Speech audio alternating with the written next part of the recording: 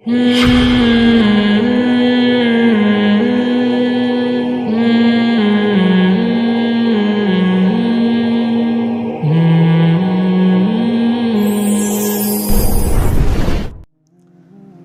صاحب، شہوت روکنے کی وجہ سے ذہنی توازن خراب ہونے یا ایمان خراب ہونے کا خطرہ ہے، مگر گھر میں کہ پیسے نہیں ہیں، بھیک مانگ سکتا ہوں، خودکشی سے بچنے کے لیے زنا کر لینا کیسا ہے؟ خودکشی کر لے بھائی تو. یہ جو اپنے آپ کو اتنا مجبور سمجھ بیٹھتے ہیں نا کہ اب مجھے عورت نہیں ملی تو میں تو مر جاؤں گا، یہ اپنے اوپر آپ نے شہوت کو مسلط کر لیا ہے. میں مانتا ہوں کہ نوجوان آدمی پہ شہوت بہت دماغ میں مسلط ہوتی ہے، اگر وہ حلال طریقہ نہ ملے اس کو تو بہت ساری برائیوں کی طرف جانے کا خطرہ ہوتا ہے. لیکن ایک بات خوب سمجھو، اس میں بھی بیلنس ضروری ہے. آپ جب اپنے آپ کو بزی کر لو مفید کاموں میں اور دماغ وہاں سے ہٹاؤ تو یہ کوئی ایسی چیز نہیں ہے جو 24 گھنٹے آپ کے ساتھ چپکی رہے. جو لوگ ہینڈ پریکٹس کرتے ہیں نا، کہتے ہیں ہمیں نیند نہیں آتی، ہم پہ شہوت مسلط ہو جاتی اور یہ ہو جاتا ہے وہ ہو جاتا ہے. وہ بھائی تو بستر پہ لیٹ کے سوچ کیوں رہا ہے؟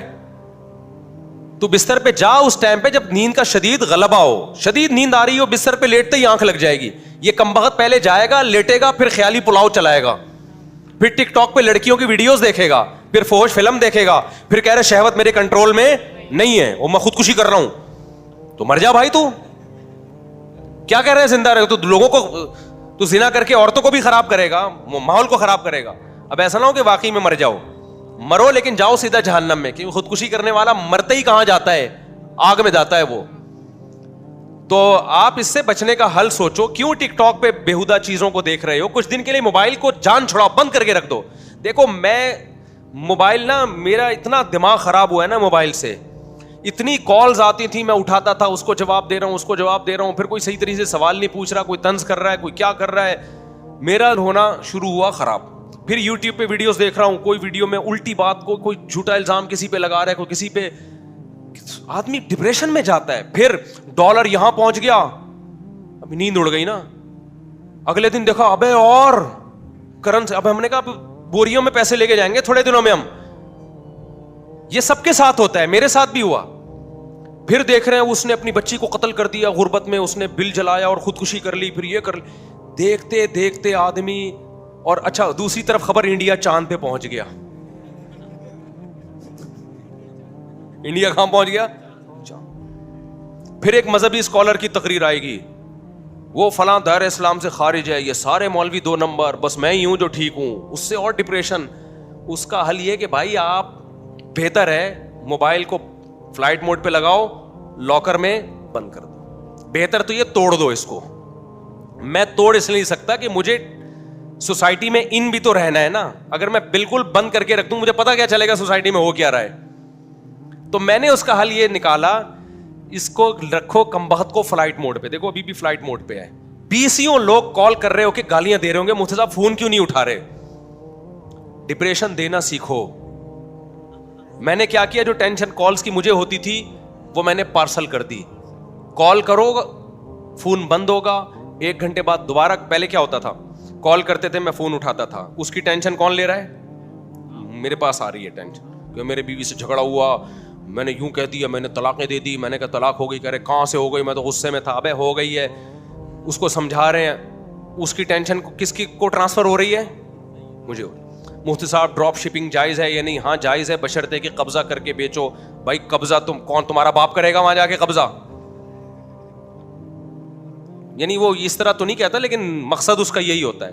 بھائی پھر آپ ایسا کرو کمیشن ایجنٹ بن جاؤ. ہاں ٹھیک ہے میں کمیشن ایجنٹ بن رہا ہوں، لیکن پھر نقصان ہوا تو کمپنی کا کمپنی تھوڑی. تو میں اس کو سمجھا رہا ہوں ایسا بھی نہیں ہوتا بھائی. کمیشن ایجنٹ بنو یا پورا پراپر، یا بیچنے کا وعدہ کر لو. اچھا مفتی صاحب اگر ہم نے وعدہ کر لیا تو کل وہ مکر گیا، میں نہیں لے رہا. میں نے کہا مکر سکتا ہے وہ، یہ تو صحیح نہیں ہوا. اصل میں وہ اصرار کر رہے کہ جو میں کر رہا ہوں نا غلط. اس کو بول مفتی کہ یہ جائز ہے. آدھا گھنٹہ 1 منٹ کے سوال پہ وہ پی جائے گا میرا، پھر بھی وہ کرے گا ضرور.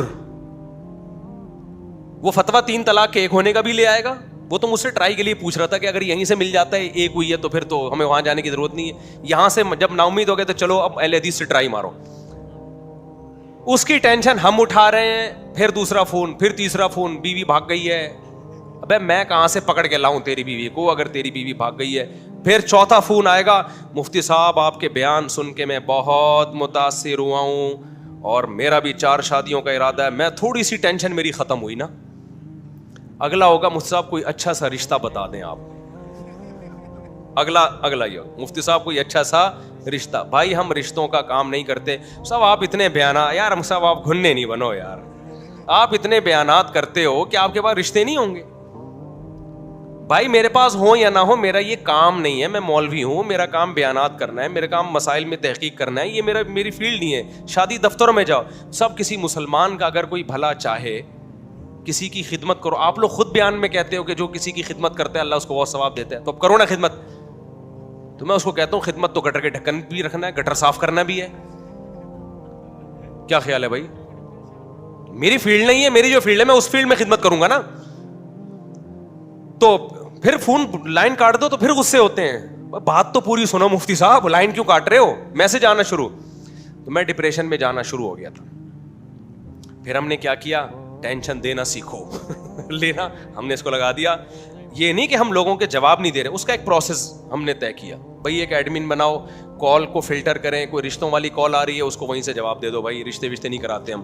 کیوں آپ, اب میرا ایڈمن کیا کرتا ہے جب اس کے پاس, ویسے تو ایڈمن خود ایک اللہ معاف فرمائے ٹینشن بنا ہوا ہے, یعنی خود میرے لیے بھی, ان کو لیے تو یعنی وہ بیچارے کے پاس ٹائم ہی نہیں ہے کال اٹھانے کا نا. بھائی عثمان بھائی ناراض نہ ہو جائیں کہیں. یعنی وہ ٹینشن ان کو دینے کے ساتھ مجھے بھی دینا شروع کر دی اس نے. اب وہ کے میسج آتے ہیں, وہ سب ایڈمن فون ہی نہیں اٹھاتا. تو میں نے ایڈمن سے بولا بھائی تو فون تو اٹھا لیا کر. جب ہم نے کسی کو اسسٹنٹ بنایا, وہ کہہ رہے ہیں بھائی سارا دن فون آتا رہتا ہے. میں سارا دن فون ہی اٹھاتا ہوں. اب اس کا بھی ہم حل سوچ رہے ہیں. ظاہر ہے وہ بھی تو انسان ہے نا, 24 گھنٹے تو وہ بھی فون نہیں اٹھا سکتا. تو ہم نے کہا 1 گھنٹہ دے دو. اس نے کہا مجھے ایمرجنسی. خیر اس کا میں ابھی حل تلاش کر رہا ہوں, لوگوں کا رابطہ کیسے ہو.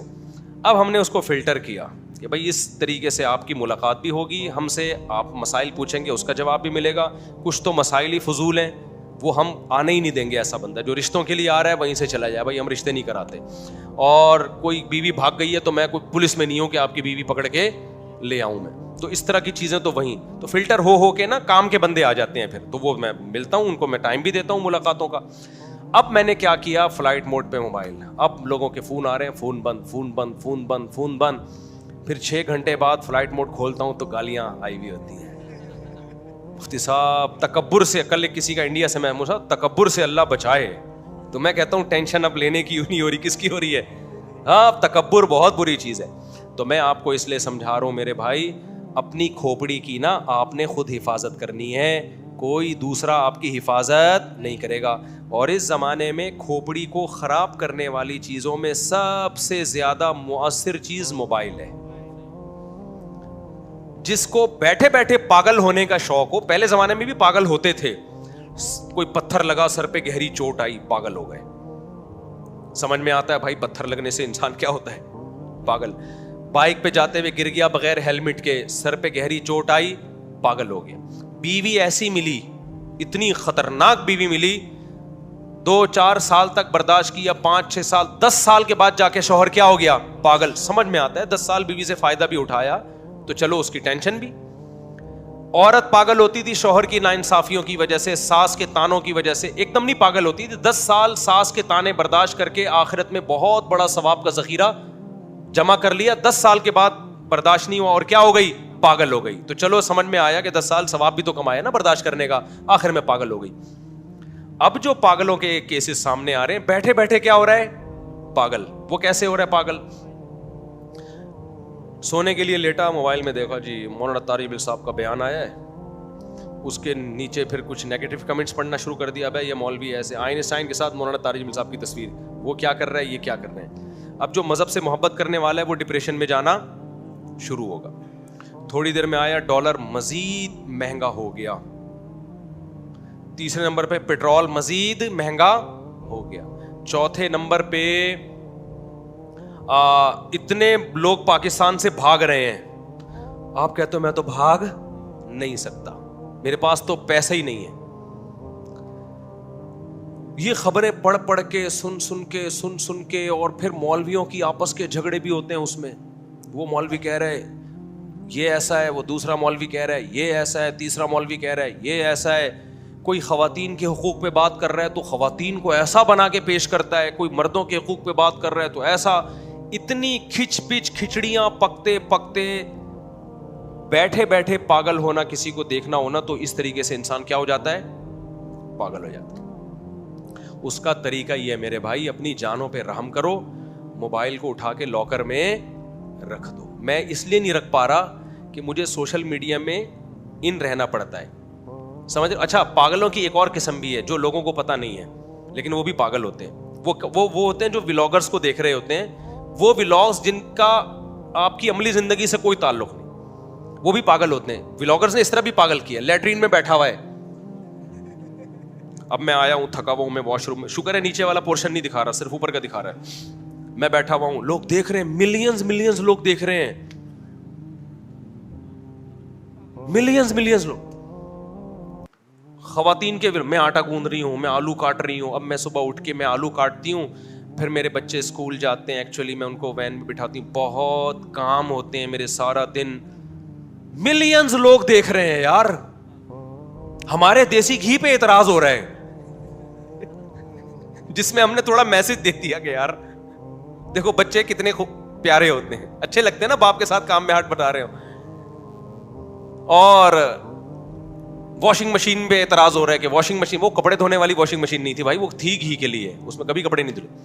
अच्छा खैर, तो लैट्रीन में बैठा हुआ हूं मैं बहुत थक गया हूं, अब मैंने सोना है, अब मैं बर्गर खा रहा हूं, अब मैं बोतल पी रहा हूं। ये भी पागलों की, वो पागल नहीं है जो व्लॉग बना रहा है, उसको पता है कौम पागल है उसको क्या पता है, उसको पता है कौम क्या है, वो तो बहुत अकलमंद है। उनको तो मैं अप्रिशिएट करता हूं कि यार इस बेरोजगारी में तुम्हारे पास कोई हुनर नहीं था, कितना अल्लाह ने तुम्हें दिमाग दिया है कि कैसे पैसा कमाया जाता है। हलाल तो है, मैं हराम नहीं कह रहा उस पैसे को, पागलों से तो पैसे कमाना बहुत सवाब की बात है, लेकिन कौम पे होता है कि ये भी थोड़े दिनों में तुम भी पागल हो जाओगे। फिर ना वो व्लॉगर्स है ना, जब आपने आज उनका व्लॉग देखा, वो लैट्रीन में बैठा हुआ था और आपका डाटा ही खत्म हो गया,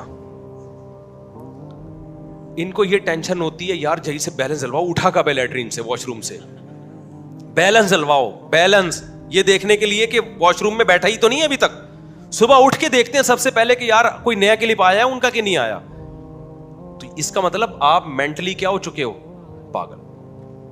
पागलों, देखो किसी नफ्सियाती डॉक्टर के पास बैठो जो खुद पागल ना हो, तो वो तुम्हें बताएगा there are various types of पागल्स।